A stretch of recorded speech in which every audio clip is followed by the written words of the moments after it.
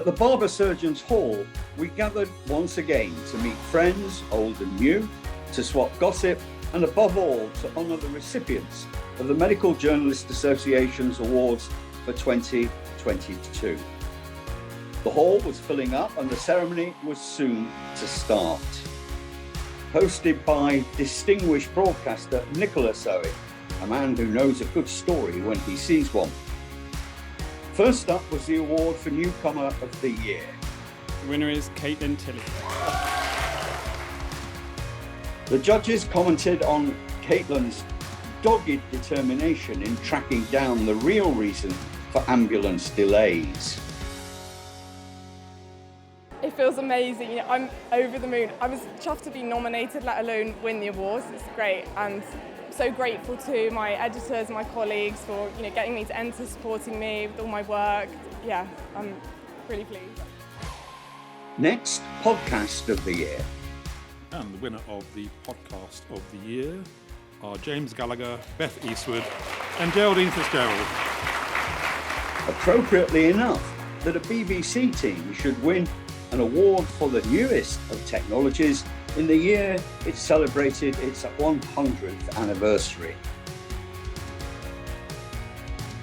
Rosie Taylor carried off the award for Freelance of the Year for work in the Mail on Sunday, the Daily Telegraph and the Mail, including a powerful investigation of why a banned drug was still being prescribed in the NHS.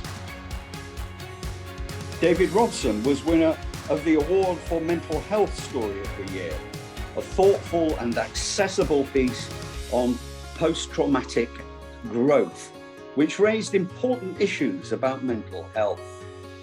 It really was the passion, I guess, to just uncover those stories that haven't been told before, and that's definitely what I tried to do with this one on post-traumatic growth and, like the truth, the complicated truth behind that. I felt like no one had really looked at it kind of analytically, but yeah, I think I've always had the ambition to win an MJA Award. I'm just so delighted to have done so finally.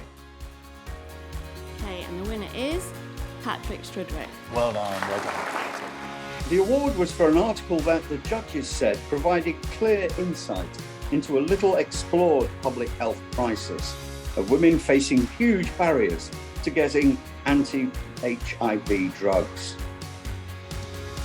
And I'm glad to say the winner is Amy Maxman. Lovely. Amy Maxman's award, Feature of the Year for a Specialist Audience, was for a feature in Nature about COVID and health inequalities. The Broadcast Feature of the Year was won by a team from the BBC, whose heartbreaking documentary covered 5 years of investigations into the shortcomings that led to the death and damage of babies that resulted in the Ockenden report. It was a complete surprise, and we feel really proud and really grateful, and particularly on a subject matter and a story like that, which has caused so much pain to so many people. It feels so important that that's been recognised and the significance of that has been recognised.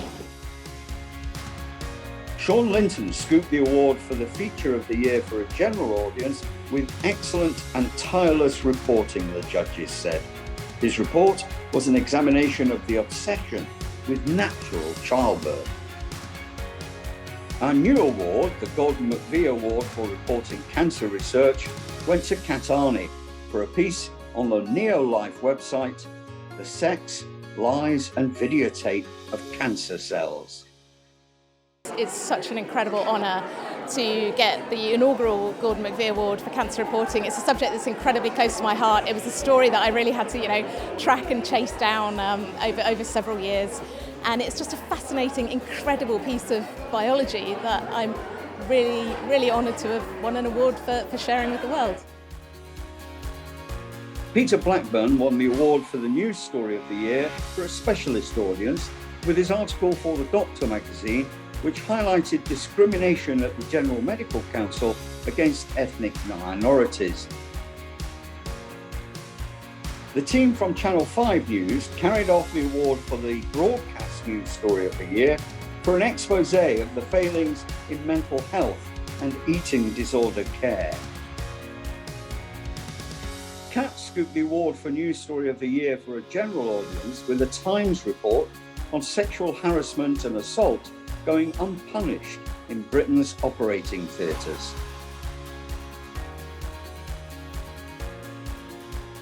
It's really exciting to be here tonight and really see all the great stuff that's happening in health journalism in this country. And I feel very lucky to have won the award this evening. There was some really great entries in the news story category, so I wasn't expecting to win. So it's, yeah, a very pleasant surprise. Katie Goodman and Ruth Liptrot won the award for the case study of the year with their Channel 5 news report on long COVID in kids, revealing, the judges said, a devastating impact on children. Like everyone, I suppose, we really just wanted to tell these stories, and Ruth's about long COVID kids, which are very underreported, if not reported at all, and ours was about eating disorders during the pandemic. So it feels like quite a long time ago now, but we knew it took a long time to work on the story. So our main focus then was getting the story told, and this is just the icing on the cake.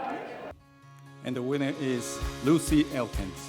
The much coveted award for Science Explained went to Lucy Elkins for what the judges described as a lively, well-paced and engaging story in the Daily Mail about mini organs grown in the lab. Oh, it's fantastic. I'm absolutely thrilled, I really am. I've always joked that I've been the Tim Henman of Health Journalism Awards because I've almost made it a few times, so to actually make it, it really means a lot to be judged by, you know, my peers, and no, I'm really thrilled. Barney Cowman's campaign in the Mail on Sunday on the difficulties of seeing your GP made him a popular editor of the year.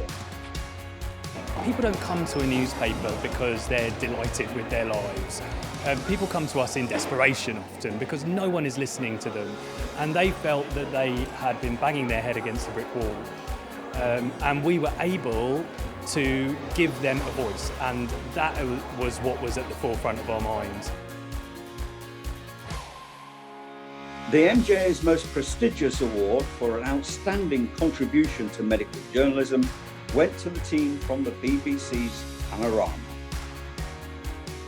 It's brilliant, but it ultimately is brilliant because what we were allowed to do was we were allowed to tell stories that people wanted to tell, and we were allowed to talk to people about some of the most intimate and difficult things that had ever happened in their lives. All we really did was give them another platform, or a bigger platform, in order to tell the stories that they'd been trying for years to get people to listen to. In all, a celebration of the best in health and medical journalism. Thanks to all our sponsors, Bristol Myers Squibb, Edelman, IVI, Lee Day, Mears and Pike, Medtronic, Real Chemistry, Roche, Vaxart and Yakult. See you next year.